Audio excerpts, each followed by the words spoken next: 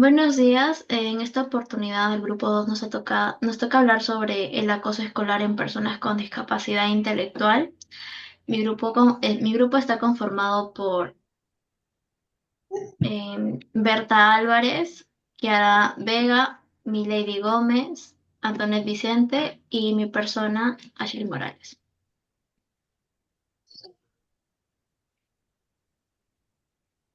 El ciberacoso, una forma de hostilidad que ocurre principalmente en redes sociales, ha permitido que los agresores escondan su comportamiento, dificultando su identificación y la protección de las víctimas. Este tipo de acoso se suma a los desafíos que enfrentan las personas con discapacidad intelectual, quienes, debido a condiciones en su desarrollo cognitivo, tienen mayores dificultades para adaptarse al entorno, seguir el ritmo en la educación y desenvolverse socialmente. A menudo estas personas son objetivo de prejuicios que las asocian con dependencia e inferioridad, generando actitudes negativas que obstaculizan su inclusión en la sociedad y las explotan a un trato discriminatorio. En el ámbito escolar, los estudiantes con discapacidad intelectual son un grupo especialmente vulnerable al acoso. Este no solo ocurre dentro de las instituciones educativas, sino también en actividades extracurriculares, excursiones, trayectos en el hogar y la escuela, y en plataformas digitales como redes sociales. La vulnerabilidad de estos estudiantes se debe en gran medida a las barreras de comunicación y a su dificultad para interpretar dinámicas sociales complejas, lo que hace más susceptible a la manipulación, el engaño y los actos de maltrato por parte de sus compañeros. El acoso hacia ellos puede adoptar diversas formas, como agresiones verbales, físicas y sociales, que tienden a ser más frecuentes y severas en comparación con las vividas por sus compañeros sin discapacidad. Este acoso que tiene graves consecuencias en su bienestar emocional, autoestima y motivación. Los estudiantes con discapacidad intelectual suelen presentar niveles elevados de ansiedad, desmotivación y un sentimiento de aislamiento, lo que no solo afecta su experiencia escolar, sino también su desarrollo personal y social. Ante esta problemática es fundamental actuar desde diferentes frentes para prevenir y reducir estas situaciones de acoso. Una estrategia clave es fomentar el respeto y la empatía hacia los estudiantes con discapacidad intelectual, no solo entre sus compañeros, sino también en toda la comunidad educativa. Capacitar al personal docente y administrativo para identificar casos de acoso, intervenir eficazmente y manejar estas situaciones de manera adecuada es esencial. También es importante crear entornos escolares inclusivos y seguros, donde se respete y valore la diversidad, promoviendo la convivencia basada en el respeto mutuo. Además, es necesario implementar programas de sensibilización y educación que incluyan a las familias para que comprendan la importancia de apoyo y proteger a los estudiantes con discapacidad intelectual. Diseñar políticas escolares claras que sancionen el acoso y refuercen la inclusión ayudará a garantizar una educación libre de violencia, no solo a través de un esfuerzo conjunto entre instituciones educativas, familias y sociedad que podrá generar un entorno donde estos estudiantes puedan desarrollarse plenamente y disfrutar de una educación justa y equitativa. Le doy paso a mi compañero. Bueno, como objetivo tenemos eh, como objetivo general tenemos de determinar cómo afecta el acoso escolar en personas con discapacidad intelectual. Como objetivo específico, determinar el acoso escolar que afecta a las personas con discapacidad intelectual según su edad. Determinar el acoso escolar que afecta a las personas con discapacidad intelectual en su género. Determinar el acoso escolar que afecta a las personas con discapacidad intelectual según su zona geográfica y, y según su clase económica.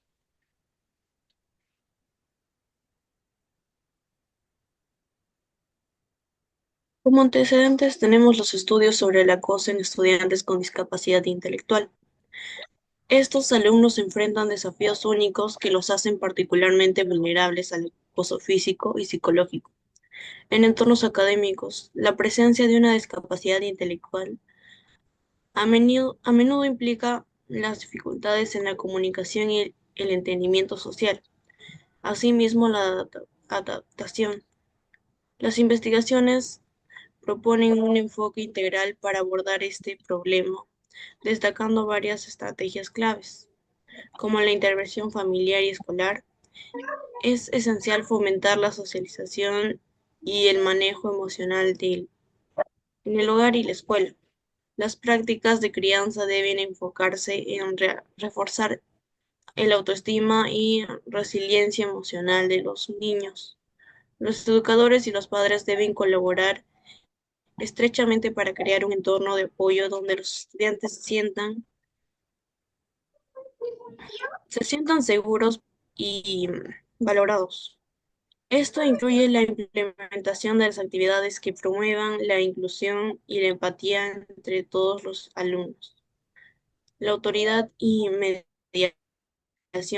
La intervención a las autoridades escolares es crucial para la creación de un entorno seguro. Las políticas escolares deben estar claramente definidas y estrictamente aplicadas para prevenir y evitar el acoso en las personas con discapacidad. Después tenemos a los programas inclusivos. Estos desarrollan la implementación del programa específico en las escuelas para atender las necesidades de los estudiantes con discapacidades. Estos programas deben ser señalados para promover la inclusión y facilidad para los mismos. La capacitación de educadores. La formación continua de los maestros es fundamental para que puedan identificar y manejar situaciones de acoso de manera efectiva y así poder ayudar a los estudiantes con discapacidad. Le doy pase a mi siguiente compañera. En método, tenemos a 3 puntos: tipo y diseño de investigación. La investigación realizada es un tipo de documental, caracterizada por la recopilación sistemática y análisis de información, promoviendo de diversas fuentes, tanto escritas como orales. Este enfoque permitió un estilo exhaustivo y ordenado, con escrituras con el propósito de profundizar en el tema del acoso escolar.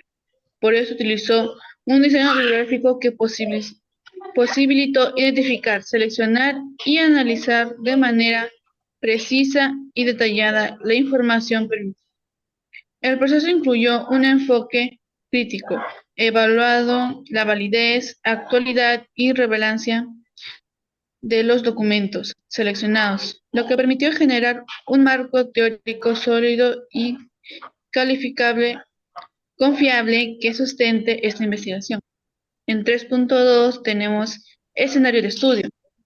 El escenario de estudio se delimitó cuidadosamente para garantizar la obtención de datos de alta calidad. Se realizaron búsquedas exhaustivas en navegadores académicos y plataformas reconocidas por su rigor científico, revisando artículos recientes y de acceso completo. Entre las bases de datos empleados destacan Redatly, Dialnet y Cielo, que son ampliamente reconocidas por índices investigaciones académicas confiables. En este contexto, se excluyeron documentos de fuentes poco confiables, así como libros y estudios enfocados en población adulta, dado que el interés de la investigación está centrada exclusivamente en niños y adolescentes.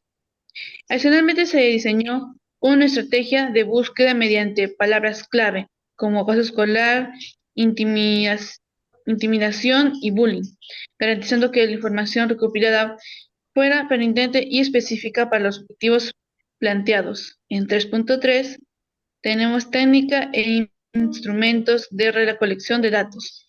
Para la recolección de datos se empleó técnicas de análisis documental, un método ampliamente utilizado en investigaciones cualitativas. Esta técnica permitió interpretar, evaluar y describir los documentos obtenidos de manera sistemática, asegurando un análisis minucioso de la información. El proceso incluye varias etapas, entre ellas organización de los documentos, la asistencia de los contenidos más relevantes, la categorización de la información en temas específicos y la traducción de materiales cuando fuese necesario. Además, se elaboraron referencias precisas, siguiendo las normas internacionales, lo que garantiza un manejo ético y profesional de las fuentes consultadas. En 3.4 tenemos procedimiento. El procedimiento de investigación fue detallada y rigurosa, comenzando con una planificación cuidadosa de las estrategias de búsqueda.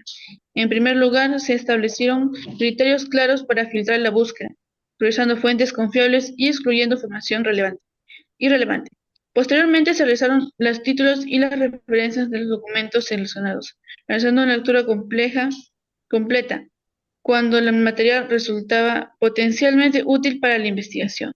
Este proceso permitió identificar patrones relacionados y factores claves asociados con el fenómeno del acoso escolar, facilitando el análisis profundo y contextualizando las variables estudiadas.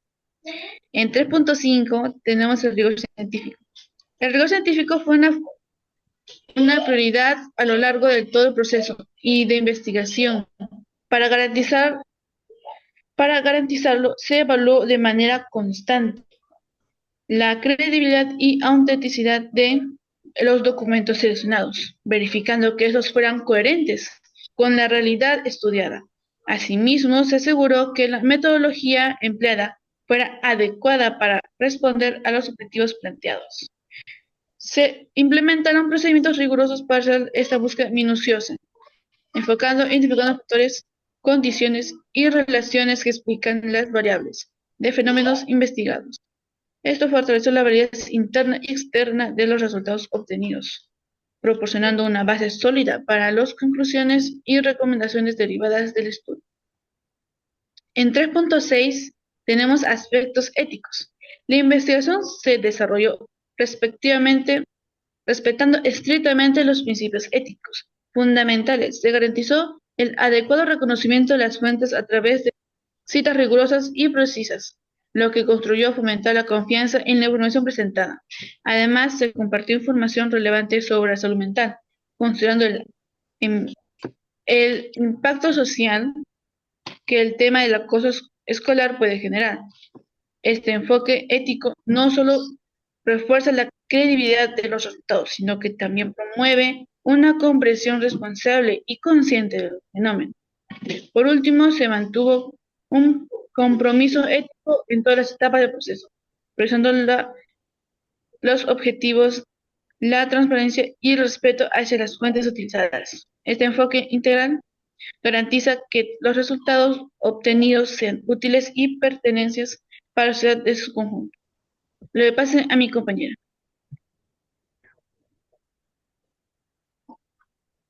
En los resultados.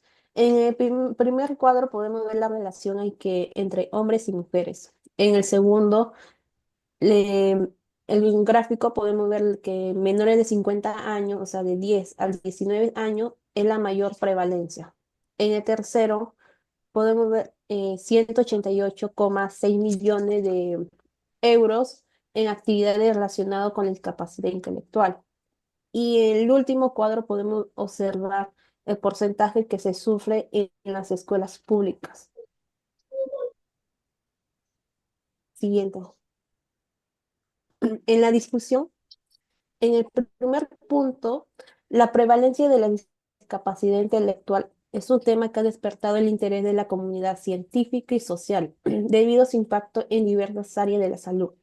Según estudios, esta condición tiende a ser ligeramente más común en hombres que en mujeres, con una proporción que sobresale de 0,7.1 y 0,9.1.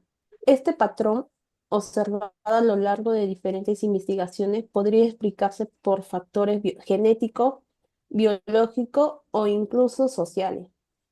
Por ello, Ke y Liu en el año 2017 nos señala que los hombres pueden estar más predispuestos genéticamente a desarrollar ciertas condiciones que afectan al desarrollo intelectual, además de que factores hormonales o diferencias en el entorno social podrían jugar un papel importante.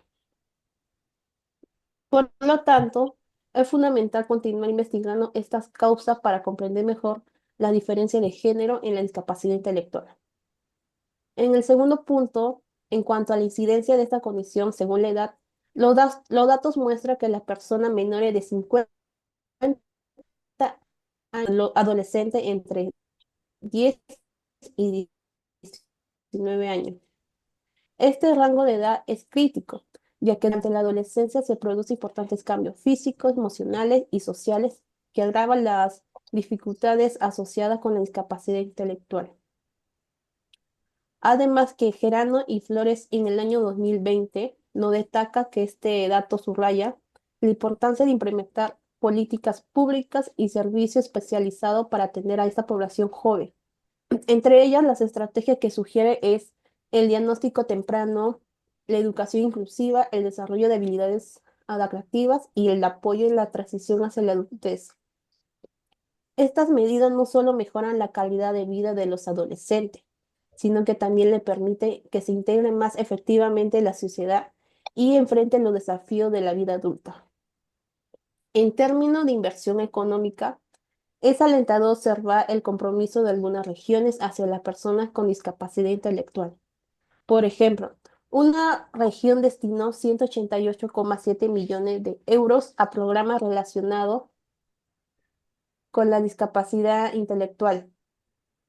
Por ello, Alfaro en el año 2007 nos dice que esta asignación presupuestaria demuestra que una prioriza la discapacidad intelectual dentro de las políticas sociales y un esfuerzo tangible por mejorar la calidad de vida de las personas afectadas. Sin embargo, no todos los aspectos relacionados con la discapacidad intelectual han recibido la misma atención. Uno de los temas más preocupantes es el acoso escolar que afecta de la manera más desproporcionada a los estudiantes con esa condición, señalando que el 94% de los estudiantes con esa discapacidad en escuela pública ha sido víctima de algún tipo de acoso, una cifra alarmante que asciende al 97% en áreas urbanas. Estos datos nos evidencian la urgencia de implementar medidas efectivas para prevenir y abordar el acoso escolar en este grupo vulnerable. Las estrategias que se pueden incluir en la campaña para la concienciación, programas de intervención, formación para el personal educativo y apoyo psicológico para las víctimas. Además, que es muy fundamental fomentar la cultura de la inclusión y respeto en el entorno escolar, ya que eso no solamente beneficia a los estudiantes con discapacidad intelectual, sino también al resto de la comunidad educativa. Lo cual, como conclusión, la discapacidad intelectual es un fenómeno complejo que requiere atención desde múltiples perspectivas. La investigación, la inversión económica y la creación de política inclusiva son pasos esenciales para garantizar una mejor calidad de vida para esta población. Al mismo tiempo, abordar problemas específicos como el acoso escolar puede marcar una diferencia significativa en la experiencia diaria de las personas con discapacidad, promoviendo así a los demás jóvenes para el futuro. Le doy paso a mi compañera. Bueno, en conclusión, la prevalencia de acoso escolar entre hombres y mujeres con discapacidad intelectual muestra que los hombres son más afectados, lo que sugiere que los géneros experimentan diferentes tipos de acoso, con los hombres siendo más vulnerables a ciertas formas de agresión. Esto destaca la necesidad de diseñar estrategias específicas de prevención y apoyo que aborden estas diferencias de género. La mayor prevalencia de acoso escolar se presenta en el grupo de 10 a 19 años, lo que indica que los adolescentes con discapacidad intelectual son especialmente vulnerables durante esta etapa. Se hace urgente implementar políticas educativas que proporcionen apoyo adecuado a esta franja etaria, promoviendo entornos seguros en las escuelas. La alta prevalencia de acoso escolar en áreas urbanas y en escuelas públicas destaca las dificultades adicionales que enfrentan los estudiantes con discapacidad intelectual. Esto resalta que la necesidad de implementar estrategias focalizadas en áreas con mayores tasas de acoso, promoviendo entornos escolares inclusivos y seguros. Gracias. Ok, vamos a